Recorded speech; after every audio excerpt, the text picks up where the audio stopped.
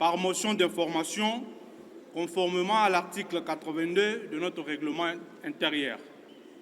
Nous souhaitons porter à la connaissance de la représentation nationale la situation préoccupante qui prévaut autour de projets infrastructurels en cours dans la province du Kasaï central, notamment ceux exécutés sous la maîtrise d'ouvrages délégués du Bureau central de coordination BESECO.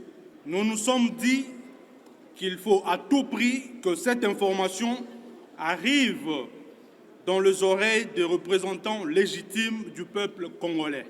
Car il y a péril en demeure dans la province du Kasaï central, sinon une odeur financière nauséabonde pendant que la ville de Kananga, chef-lieu de la province, est en train de disparaître à très grande vitesse et que BESECO entretient un flou qui en dit tout.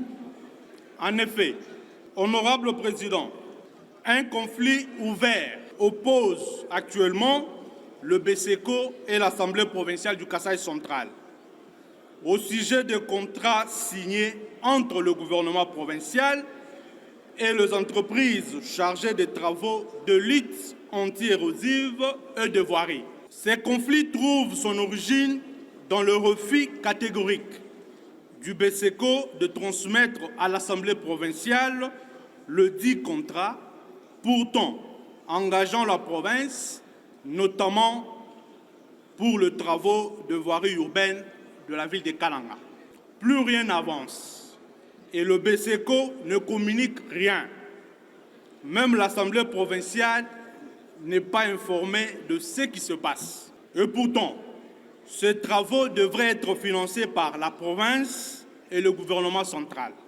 Il y a quelques jours, honorable président, l'Assemblée provinciale, à travers une déclaration publique et une décision officielle, a interpellé, entre autres, les députés nationaux élus du Kasaï central, s'inquiétant du faible taux d'exécution de projets.